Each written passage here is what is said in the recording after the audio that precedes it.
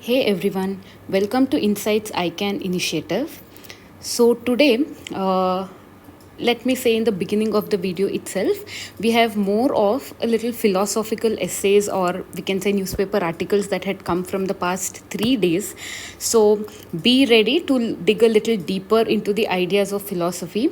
Probably it may not be relevant in your GS 1, 2, 3 answers, but they are very, very crucial for your paper 4 and your essays, because essays of late in UPSC, it's not a new thing that they have started asking many philosophical dimensions. So let us try to analyze them as well in our ICANN initiative, so that you are ready with a whole lot of philosophical ideas when you go to write your mains, right? Let's begin with the first article of the day. So we have just tried to title it as Illuminati. You would have heard of this popular song, and it is kind of a short form for us in this ICANN episode for illuminating humanity. So let's say this is an article that had come up in New Indian Express called Rediscovering the Essence of Humanity.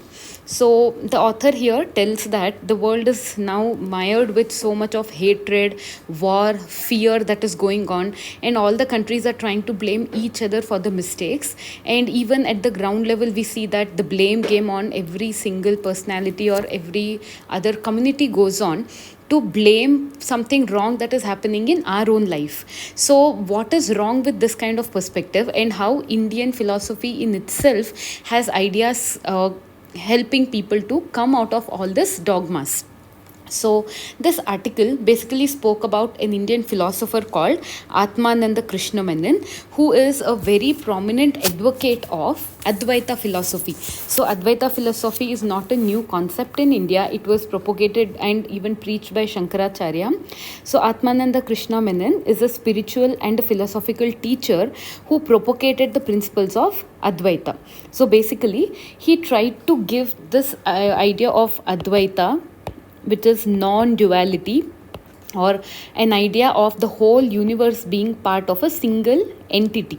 So this is the meaning of Advaita. You all would have read it in your ancient and medieval Indian history. So though this is a ancient concept, many people feel that this idea of Advaita is not relevant, but Krishna Menon in many of his ideas has told this ancient ideas give solution to many modern day problems as well.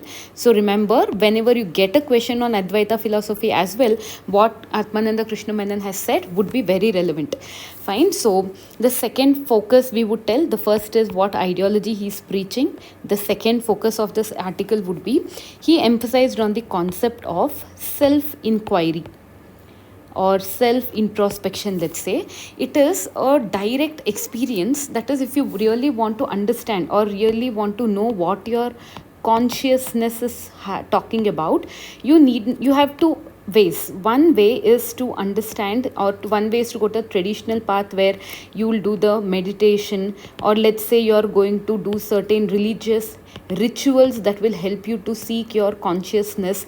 These are indirect ways according to Krishna Menon. But if you want to go to the direct way, it is about self-realization or self-inquiry. So he has always preferred the route of self-realization to one's consciousness over choosing the route of rituals and dogmas. So this is the second important point I found in the article. The third concept would directly relate to one of our PYQs, or we can tell the 2024 essay about happiness, right? So happiness, according to the spiritual leader here, is the essence of consciousness. Is the essence of consciousness. It means that if we are wanting to know what is consciousness, it is nothing but it's lying deeper with the happiness. So the author very beautifully has explained, that is, the spiritual leader has told that if we got happiness from objects, let's say as kids we felt that I am happy when my parents buy me a cycle, I'm happy when my parents buy me a toy. If we really got happiness from objects like this, so same toy or the cycle should also give us the happiness when we grow up. But that is not the case. When we grow up, our aspirations grow. What objects make us happy is definitely getting changed and varied over a period of time. In fact, day to day, it might change to some. Hence, the leader here is telling that happiness doesn't come from objective materials like this, but we should be able to summon happiness from inside our minds, and it should be at our will. That is, the mind should be able to tell that now be happy, you're being too sad. So that happiness is a state of mind that we should call for, not something that the external objects should be giving us. So it is towards this self-realization that we need to move towards. So this idea of objects and self-realization to happiness is a very good explanation for GS paper 4 as well as our essays. So coming to the fourth point that had been discussed in the article, it was about rediscovering oneness.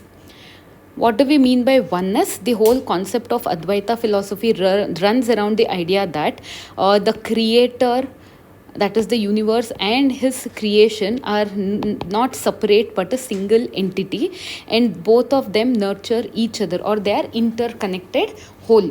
So this idea of oneness just boils down to the concept that we are artificially creating barriers between different creations of the same creator. It might be any religion or any other concept. The creator of the universe is believed to be a single entity, and his creation are all belonging to the same category of humans. But the essence of all human being is one. This realization completely dissolves the false division that we do, that is us versus them, which is the crux of most of the wars that is going on in the world. This theory completely gets dissolved when we practice the idea of Advaita philosophy. At the same time, the author here focuses on the concept of Renaissance. That is, the one who has written the article here talks that during the socio-religious reform movement, the Renaissance phase was there, but back then it was many ideas of religious dogmas that had to be countered, many parameters that was there in the society that had to be changed. But in the modern time, the author here talks about what is needed now is not religious revivalism, but the revivalism of self-awareness. That is, humans in the race of daily busy schedules, we keep running behind probably the things we don't even know we want it or not. So individuals can overcome the vice of intolerance, hatred, jealousy, anxiety, fear, all of this by just focusing on what one individual exactly is about. What is our inner calling? What is the real thing we want to pursue in our life? Once we achieve this idea, this renaissance is something that the modern world actually needs. So let's say we can take a question like this in the form of essay pointers. You may keep a note of these essays in your register where you're taking note of essay topics, and whenever you find time, try to give a skeleton for this essay so that any kind of philosophical perspectives you have a practice of how to decode them. So let's say the question is, the real voyage of discovery consists not in seeking new landscape but in having new eyes. That is, it's talking about how if you change your perspective on many things or go to the idea of self-realization, many of the positives or many of the problems will just vanish away. So just check with what UPSC had asked in its essay recently. An unexamined life is not worth living. So it's all talking about self-introspection. So remember this concept that we discussed today and note it down in your notes. So the next topic would be not a philosophical one. For a change, we are completing or we are trying to give a critique of one of the recent scheme that has been inaugurated, or let's say a new modification has been added to an already introduced scheme called Pradhan Mantri Jan Arogya Yojana. So all of you would have read in the newspaper about how Jan Arogya Yojana would cover only up to 60 years of age per people. It would give somewhere around 5 lakh rupees per annum per family for hospitalization cost. So now what is the change? We all know it is extended to people beyond 75 years also. Remember, older one was still 60. This was 70 years and beyond. So here, this article was in the Deccan Herald, which was talking about how this scheme has some lacunae, and this would help us to critically analyze one of world's largest health insurance program.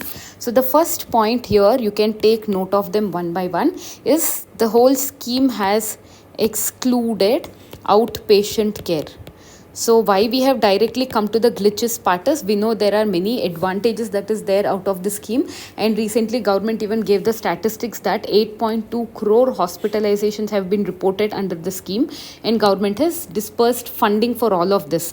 So let us not focus the discussion on advantages today, which is a well established fact. We'll focus on the critical aspect. Okay, so it is said that exclusion of outpatient care is a major problem because small health checkups also these days cost a lot of amount, and people are spending a lot of money out of their own pocket for outpatient care. The second problem that the writer talks about is indifference that the hospitals are showing to the people who are coming for treatment. That is, they are trying to treat the people who are coming under Jan Arogya Yojana differently against those people who are coming under regular payment method. So this is kind of creating a lot of inequality at the ground level, making people very uncomfortable with the prospect of taking out the benefits.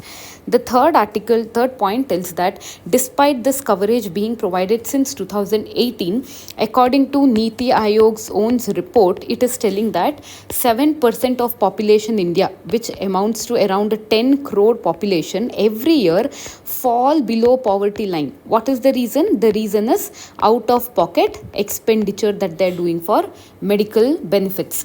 So this is one of the issues that we have discussed. Coming to the next point, the fourth point would be, currently this point begins from the idea that the senior citizen scheme starts from 70 years. That is, Vaya Vandana scheme under Ayushman Bharat starts from 70 years. But if you see in every other parameters, in India, senior citizens age actually starting from 60 years and beyond. So retirement age is this. In fact, many of the state government give pensions to people who are 55 plus as well due to multiple health reasons. But if you take this case, what about the 10-year population, that is those who are between 60 to 70 years? It is at this age that people do get many of the health ailments and they are not covered. So that is one of the important aspect highlighted by the author here. So he tells that there are many economically, that if you see out of the 40% of the Indian people that this scheme is going to cover, many of them we can say are economically stable. So they won't be probably preferring for this scheme, thus saving the amount that is government is allocating for them. And instead of that, that money can be utilized to make or accommodate the people in between this age group as well.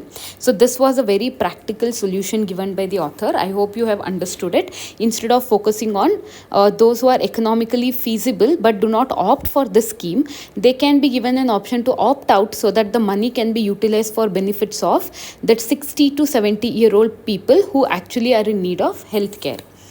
So the fifth point here also would be a very relevant one, that is many empaneled hospitals, that is private hospitals, which have to give treatment to people under Ayushman Bharat scheme, and government will reimburse these hospitals. So many of the time these hospitals reject the patients of late and tell that there is many issues going on related to registration, or government is delaying payment of this reimbursement, because of which these rejections are happening, because it's not an attractive proportion for the private hospitals. So what the author suggests here is this idea of empaneled hospitals, it needs to be made compulsory that come what may, these hospitals should treat the people, and government should make sure they make on time payment to these hospitals so that they don't find the purpose in delaying the admissions.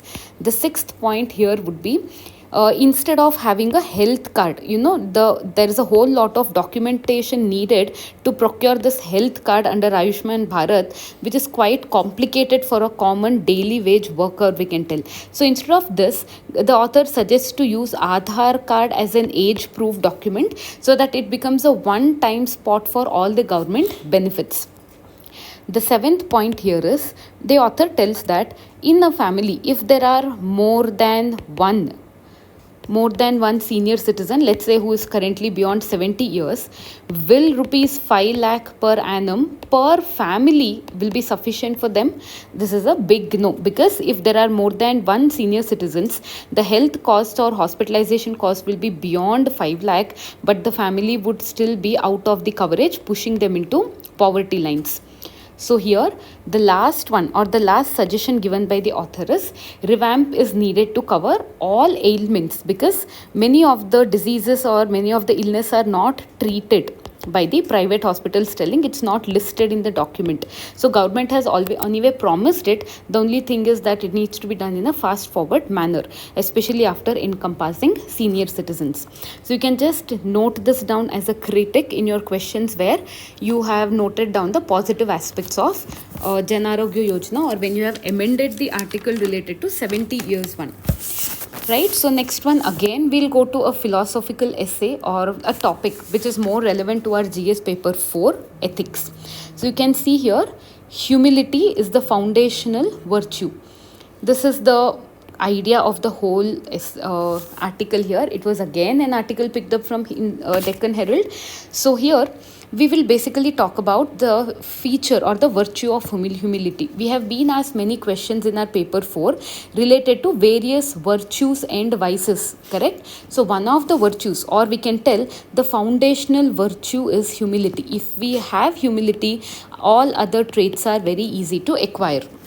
So let me just keep writing certain points here. You can note it down as well for your question that will come up at the end of this topic. So humility, what is the meaning of this? Basically, humility is nothing but freedom from pride and arrogance. So this is the basic meaning. When a person is having, or when a person experiences freedom from pride and arrogance, that state of mind is called humility. So if you see, the main purpose of this article was to tell that humility is something every person learns from their own religion. That is, humility is propagated as an idea by all the popular faiths of the world. And today we are just going to discuss the 3 important faiths that India majorly follows. So each faith encourages its followers to treat others with humility and be receptive to constructive feedback. So why is this necessary? It is necessary for personal growth. If somebody criticizes us, we can improve our own developments. It is also necessary for development of moral compass in our own life, as in what is right and what is wrong, and also brings a person closer to the idea of spirituality, which will rekindle the humanity in the people. At the same time, a humble man, if you see, what is the feature of a humble man who is very open and who is very broad-minded, or not agitated by insults or not agitated by criticisms? They are not afraid of anything, because they know that what they have done is just because of their own causes, and they're not bogged down by fears and insecurities. So being humble goes a long way in making a great leader in the modern time. So if you take the aspects of every single religion, we can start with the idea of Hinduism, where Bhagavad Gita in one of its verses tells that every individual should possess humility, modesty and non-violence, patience and purity. So these are considered to be the ideal qualities of every human being, just because of the virtue that they're born as humans. So by default, this is reflected in the idea of Guru Shishya Parampara that Indian culture has been following, where this disciple shows utmost humility to the teacher in the idea of learning and unlearning process. At the same time, if we take the religion of Islam through Quran has told the idea that the servants of the God are those who walk upon the earth humbly. So even if the ignorant address them harshly, they should say the words of peace. So Islam also in its principles talks about the concept of humility. And now we also talk about Christianity. So in Christianity, it promotes humility by saying, when pride comes, then comes disgrace, but with humility comes wisdom. So remember this quote, it could be very relevant and asked as a quote based question in our paper 4. I would repeat this: when pride comes, then comes disgrace, but with humility comes wisdom. So with this, you have a question that is coming up for practice. It is quite a long question, but remember, it's going to be only for 10 marks. Humility is the foundation of all other virtues because the building cannot stand without its foundation, told by T.S. Eliot. So in the light of the statement, examine how humility shapes character, development and ethical leadership in public service. Draw suitable examples to support your answers. So please attempt writing this and let us know whether this is helping you in practicing answers or not. So coming to the next topic. So what do we read here? The slide reads as word power of manifestation. But if you have been quite familiar with the concept of manifestation, it is not word power, it is just power of manifestation. But why have we used the topic word? You would have read it is because Cambridge Dictionary has revealed that manifest is the word of the year for 2024 because the search in Google for this word has gone up by 600 times in the past 1 year. So we thought this is a very good opportunity for us to discuss on this concept. So the idea of we can say manifestation got introduced to Indians through this movie of Shah Rukh Khan, Om Shanti Om. Here you can see the actor holding a Bartley Award and telling that I have been so devoted to the cause of finding you in my life that the whole universe got united and the forces of the universe made this happen in my life. So if you are expecting this is a motivational video, then no, this is not a motivational video. This is about how we are going to unravel a kind of essay we might get out of this topic. Okay, so if you see here, there are some perceptions we can take down with respect to this. So let's start noting down the idea here. We can start, let's say if we get any essay question based on manifestation or any such topic, let's say we'll also show you the question in the next slide, in the coming slides. So let's say the question is, what we think we become.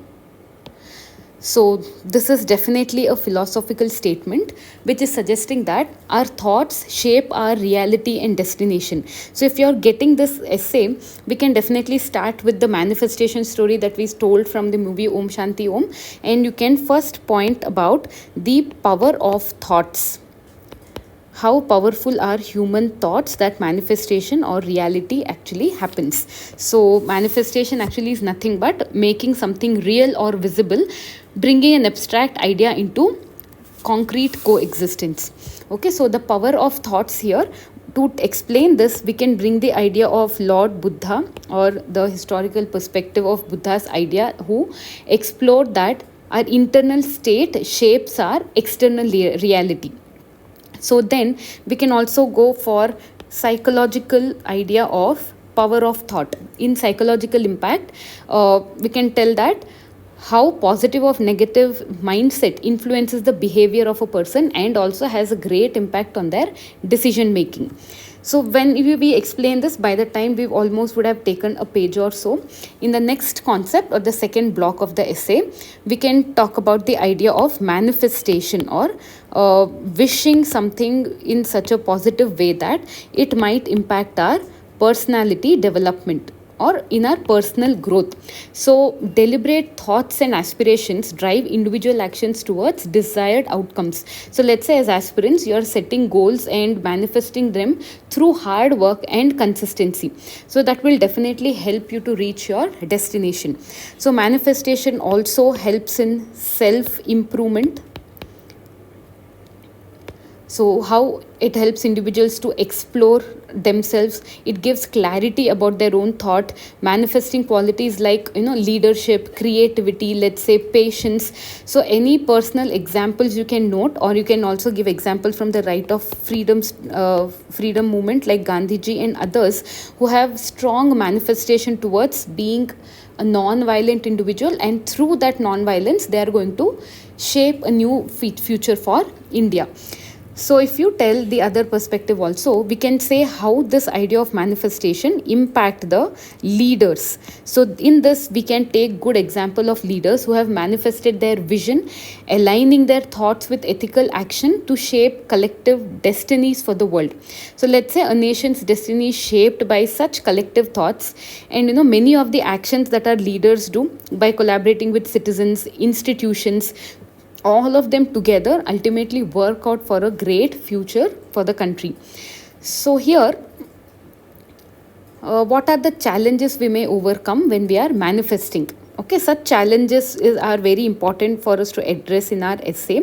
So these challenges probably would include certain societal pressures.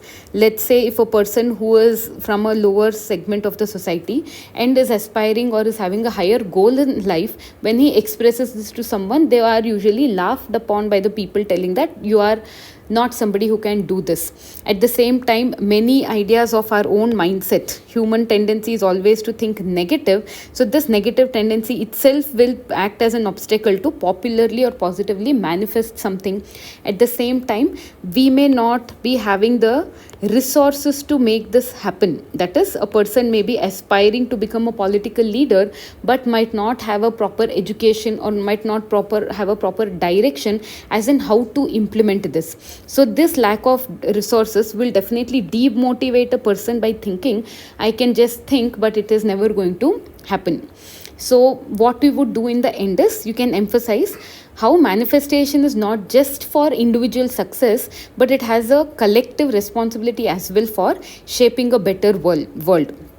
So let's say you can conclude with a very optimistic idea of how if the whole world takes a manifestation that we are going to make positive aspects towards climate change. Let all of us aspire for a pollution free atmosphere and all the natural resources, then definitely it would work in the way of policy formulation and policy implementation as well. So with such a call, let's say harnessing the power of thought to create a future that is focused on individual integrity, it is focused on the idea of equality and also the idea of shared responsibility. The last article for the day, as promised, was a chapter from the book written by Mr. Ramchandra Guha called Speaking with Nature. So we are picking the topic related to Mr. Rabindranath Tagore today. So what we understand here is the idea that Rabindranath Tagore has always been a popular figure in our modern Indian history. He has a major role in defining the new ideas of nationalism. He is well known as a literature leader who has given us many beautiful poems and scripts and also helped us win a Nobel Prize on literature. At the same time, he is well known for his painting art as well. But very less that we know is about his love for nature and environment that has always existed in his writings and his various poems and scriptures. So what we'll do today is we'll try to summarize his whole content or whatever idea he has been preaching in the form of some 6 points. Okay, so please make notes along with what we are discussing here. So the first point would be the idea called one with nature. So what is the meaning of this? Rabindranath Tagore identifies that humans can draw a deep and secret joy from nature because we feel a kind of kinship tie with it. It's like visiting our own relatives after quite some time. He said that humans are bound by the same rhythm as the entire universe. So many of us would have experienced a kind of peace and calmness when we go and sit beside the lake or probably take a stroll in the woods where hardly there is any noise around. So basically our inner soul always has a thirst for being very close to nature as much as possible. And according to Rabindranath Tagore, it is because we share a kind of kinship relationship with the nature. So remember, this is a very good point to write in our answers.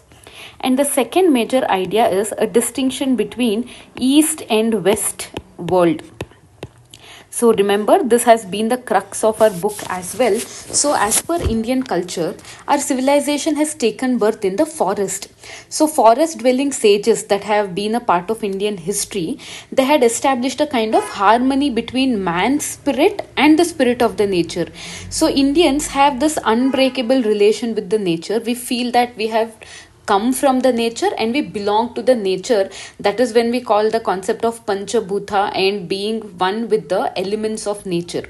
At the same time, if we compare this idea with the west, in the western world it is believed that nature, forest and all these forces, they belong to inanimate things, or let's say it belongs to beasts altogether. So humans are part of a civilized nature or nation, and they have nothing to do with this nature. So this disconnect, or this is a kind of barrier that exists between the human and the nature there.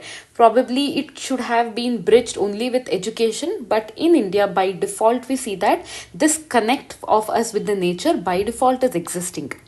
So the third aspect is he highlights the role of nature in education. We are not talking about environmentalism in nature in education. We are talking about how education should be amidst the nature is the concept here. So as we know, he is a Rabindranath Tagore had a dream of building an institute where he'll give the education amidst the beauty of nature, and it materialized with the idea of Shanti Niketan. So here in his many books he has written that the children are taught under the trees. So the anxious or the curious little kids who keep on watching the nature are excited that a new bird has come. Many of the time they disrupt and speak out or scream out to Rabindranath Tagore, the teacher, that sir, see, there's a new bird that has come. Sir, see, there's a new fruit that has been born by the tree. So without interrupting the curiosity of the kids, Rabindranath Tagore would interact with the child, try to answer what the bird has a role in our environment, how beautifully the fruit is evolved out of the flowers that have developed, and how the seeds of the fruit lead to germination of a tree, and how the humans are nourished by the beauty of the tree. When we explain this to the kids, there is definitely no need for a separate textbook on ecology environment, right? So this nature in education, or education within the nature, has been a beautiful concept that Rabindranath Tagore has always prophesied. So that close connect with nature and bond of unity here was developed by constantly planning something called tree plantation drive under Shantiniketan. So remember this idea, and you can use it in education, new educational policy and all of this concepts as well. And the next important parameter, or one of the very crucial and contemporary ideas, is the concept of urbanization, right? So Rabindranath Tagore believed that ecological alienation is a byproduct of urbanization. That is, alienation is a term used. Please remember to replicate this term as it is. It is about ecological alienation in being a out or byproduct of urbanization. So these kind of metropolitan cities, they are profoundly, they have a major role in profoundly crippling the human sensibility. So what happens at the end of the day? Hardly there is any humanity left in a process of self-destruction stage. That is, he believes that when we are in the urban areas, hardly there is any connect with the nature. So human being, even without their own knowledge, by destroying the nature is nothing but destroying their own self. So there is a very popular statement he has made. He has compared urban areas or modern cities with parasites. These are the parasites that feed on nature and lead to its destruction. So at a time when we are facing floods, untimely rainfall, urban heat island effect, don't you think this is an idea that is apt even in 21st century altogether?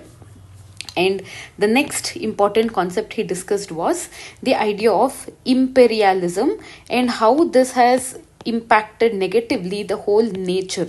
So he has compared the Western civilizations, or like political civilizations coming from Europe, and they're trying to overwhelm India like a weed, or to be specific, an alien species. So alien species feature, we know, it always tries to over exhaust the natural resources of one country and try to swallow the future of the local civilizations. So remember, this is what is showing that Rabindranath Tagore had always been growing amidst the nature and knew the ideas of alien species and how it is going to be dangerous. He compared this with imperialism, which is beautiful in itself. The last concept that he mentions about is about industrialization, but doesn't tell that this has directly happened on earth. Instead, he has chosen to compare it in a parable of moon. So that is, he tells that if humans go to moon, what all would happen. He tells that how profit makers dig big holes, indirectly referring to mining. They exhaust water, they cut down trees altogether, and why are they doing this? Everything for self indulgence. So ultimately, it is nothing but taking our beautiful civilization in and converting it into a desert. So I hope this strikes some chord. If you remember, there was a very recent essay in 2024 about civilizations begin with the forest and they end with the desert. So this whole idea, we started discussing the concept with the idea of human connection with nature and forest, and we are ending with the idea of desert. So in the end, we see Mr. Rabindranath telling a very beautiful statement that Mother Earth had enough for healthy appetite of her children and something extra for rare abnormalities. But it is definitely not having resources worth to meet the demands of spoiled and pampered children. So compare this ideology with what Gandhiji used to tell, as Rabindranath's idea has always been an inspiring force for Mahatma Gandhiji as well. So I hope this has been a very good pointer for your essays, and let us know if you would like us to continue this chapter wise evaluation in the coming ICANN episodes. Thank you so much for supporting. Thank you for watching. Stay tuned.